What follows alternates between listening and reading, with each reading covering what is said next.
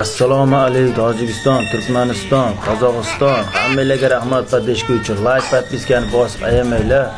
Videoni oxirigacha ko'rishga harakat qilinglar. Iltimos, sizlarga agar hayotim qiziq bo'lsa, o'zimcha bugun bolalarim bilan qo'y boqqani chiqdik.